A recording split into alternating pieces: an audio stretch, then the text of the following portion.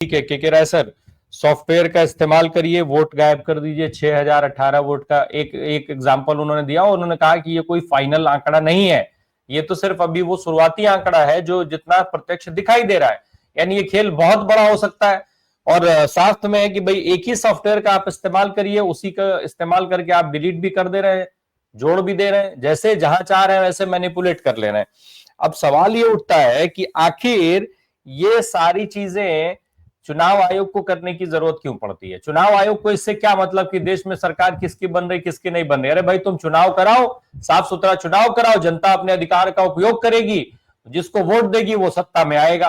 तुम इसमें क्यों जो है लोकतांत्रिक मूल्यों का हनन कर रहे हो, लोकतंत्र की हत्या कर रहे हो कि दूसरे व्यक्ति को, नेता की जिस व्यक्ति की जिम्मेदारी नहीं है उसको सामने आना पड़ रहा है।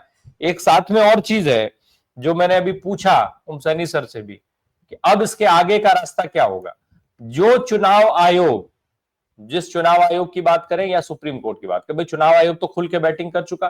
कोर्ट्स की बात कर ले हम जरा न्यायालय की आपसे।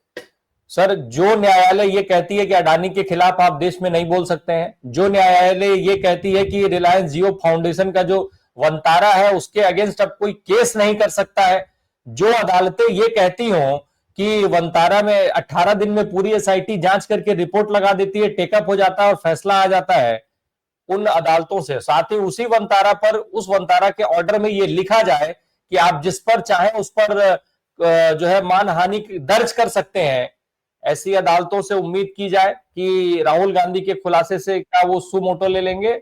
मैं कह रहा हूं कि अदालत के बाहर जो गतिविधियां, जो जन आंदोलन, जो जनाक्रोश दिखाई पड़ रहा है, बिहार एक प्रयोग स्थली की तरह से अगर आप देखें तो 14-15 दिन तक अनवरत चलते हुए, चाहे सहनी साहब चले, दीपांकर भट्टाचार्य चले, तेजस्वी चले और राहुल गांधी चले और पूरा बिहार चला साथ में, फिर तेजस्वी जी एक नई यात्रा पे निकल पड़े हैं। तो आप देख लीजिए कि जनता अदालतों के भरोसे अपने फैसले नहीं रखती है। बांग्लादेश में हसीना को उनके सत्ता के महल से निकालने के लिए कोई हाई कोर्ट का और सुप्रीम कोर्ट का ऑर्डर लेकर नौजवान छात्र नहीं गए थे राष्ट्रपति भवन में, न तो श्रीलंका के राजपक्षों के पास किसी अदालत की नोटिस पहुंचाने गए थे वहां के नौजवान।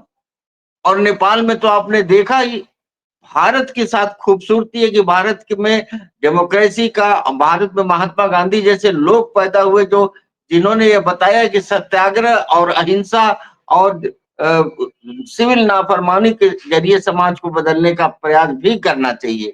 इसलिए यहाँ के आक्रोश को वहां पर जाकर एक रोक लगती है। हम नहीं चाहते हैं कि हिंदुस्तान में नेपाल पैदा हो, नेपाल हो चाहे बंगाल हो, बांग्लादेश हो चाहे श्रीलंका हो, लेकिन अगर अदालतें, अगर दो चीजें, अगर अदालतें हमारी बातें नहीं मानेंगी तो हम भी अदालत की बात नहीं मानेंगे। अदालत अगर संविधान सम्मत नहीं है, हमको अडानी के खिलाफ बोलना है तो हम बोलेंगे, अदालत हमको जेल भेजे। और कितने लोगों को कब तक जेल भेजेगी? और कब तक? मीडिया को छोड़ दीजिए, बिकी हुई मीडिया है, भारत के मीडिया की कोई स्वतंत्रता नहीं है।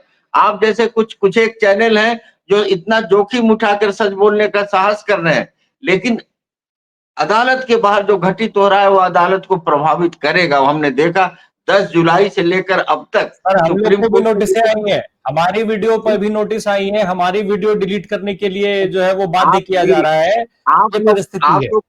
आप लोग तो लगातार निशाने पे हैं।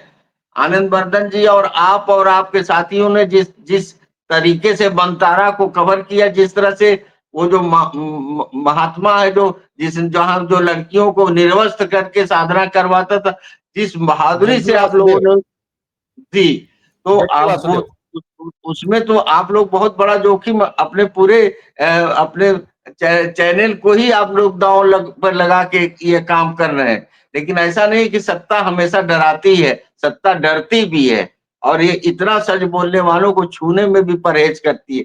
लेकिन जो बड़ी बात है कि भारत में जो विपक्ष की राजनीतिक पार्टियां हैं, वो उसमें जिस तरह की एका हुई, आपको मैं बताऊं कि आज के प्रेस कॉन्फ्रेंस से मोदी जी का जो 200 करोड़ के विज्ञापन वाला जन्म दिवस था वो एकदम अप्रासंगिक हो गया है।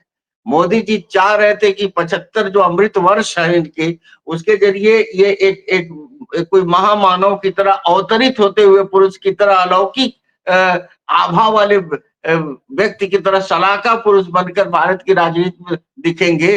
राहुल गांधी ने इनके पूरे छवि को तहस नहस कर दिया है। मोदी तो जी सर मेरा एक सवाल और है, फिर मेरा एक सवाल और है, और ये सवाल में प्रकाश सर आपसे भी रहेगा और ओम सैनी सर आपसे भी रहेगा। मैं समझना ये चाहता हूं कि जो आपने कहा अदालत का भी, अदालत के रोल आपने जो डिफाइन किया, अगर ये सारी चीजें हैं, अगर अदालत कॉन्स्टिट्यूशन के हिसाब से नहीं चलती, न्यायपालिका उस हिसाब से नहीं चलती, हमें वहां पे न्याय नहीं मिलता। भाई सेना के बाद मुझे लगता है अगर हम सबसे ज्यादा सम्मान इस देश में मिलता है किसी को तो न्यायपालिका को मिलता है।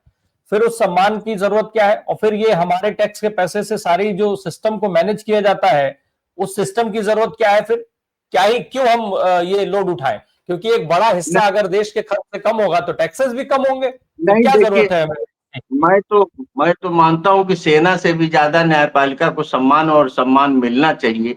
और हारा हुआ आदमी, हर तरह से थके हुए आदमी को बहुत सारे ऐसे अवसर आए हैं जब जब जब न्यायपालिका ने ही राह दिखाई और राहत दिया। तो न्यायपालिका में कुछ ऐसे लोग हो सकते हैं जो सत्ता समर्थक हों या किसी दबाव में काम करने को इच्छुक हों, लेकिन न्यायपालिका में ज्यादातर लोग, मैं मानता हूं कि अभी भी संविधान के साथ हैं, सत्य के साथ हैं, न्याय के साथ हैं, और इस देश की जनता के को जो जितनी सुरक्षा कानून और संविधान देता है उसको उसके बचाने की भावना के साथ है। आज का जो सबसे बड़ी समस्या, आज तो वोट के इतना बड़ा चोरी, श्रीमती इंदिरा गांधी चुनाव क्यों हारी थी? उन्होंने बूथ कैप्चरिंग नहीं करवाया था, उन्होंने न वोट घटवाया था, न उन्होंने वोट बढ़वाया था। उनके चुनाव के कमेटी में एक व्यक्ति ऐसे थे जो जो उस दिन जब चुनाव चल रहा था वो सरकारी पद पर भी काम कर रहे थे। इतनी मामूली सी बात, इतनी मामूली सी बात, लेकिन इलेक्शन के कानून में ये मिसकंडक्ट में आया और उनको, प्रधानमंत्री को अपनी कुर्सी छोड़नी पड़ी। आज जिस तरह का भ्रष्टाचार है, आज तो इनको 100-100 साल की सजा हो जाए जेल की। अगर ये किसी और देश में होते तो 100-100 साल की सजा होती इनको, जिस तरह से ये अपराध कर रहे हैं। इस गरीब देश में हजारों करोड़ रुपया, सैकड़ों करोड़ रुपया विज्ञापन पे और जश्न पे और आलीशान कार्यक्रमों पे खर्च करके अपना जन्मदिन मनाने वाला प्रधानमंत्री यह भूल जा रहा है कि 3-3 राज्यों के लोग जो है इस आपदाग्रस्त में पूरे उनके खेत बह गए, उनके खलिहान बह गए, उनके मकान बह गए, मोहल्ले बह गए, उनको कोई चिंता ही नहीं है। राहुल गांधी ने जो एक सपना जगाया है, राहुल गांधी ने जो रास्ता यह दिखाया है कि संविधान को बचाओ, आरक्षण का मसला हो, जाति जनगणना का मसला हो, राइट टू वर्क का मसला हो, एमएसपी का मसला हो, ये सब तभी बचेगा जब संविधान बचेगा। और संविधान तभी बचेगा जब निष्पक्ष चुनाव के जरिए ईमानदार सरकार आएगी। आज मैं फिर ये कहना चाहता हूं कि मोदी जी एक गैर कानूनी प्रधानमंत्री हैं। मोदी जी की सरकार एक अवैध सरकार है, और जिस प्रक्रिया के तहत राजीव कुमार या चाहे ज्ञानेश हो, चीफ इलेक्शन कमिश्नर्स, इन्होंने बिल्कुल गुलामों की तरह से काम किया है, और एक अवैध गठबंधन को यह सत्ता में लाने के लिए इन्होंने नियम कानून संविधान सब कुछ ताक पर रख दिया गया। मैं तो मांग करूंगा कि बनारस में रिकाउंटिंग हो, मोदी जी का इस्तीफा हो। और इस बात पर को जोर देकर कह रहा हूं कि अगले चुनाव के पहले मोदी जी प्रधानमंत्री की कुर्सी पर नहीं रहेंगे, जिस तरह से राहुल गांधी जी उनका घेराबंदी कर रहे हैं।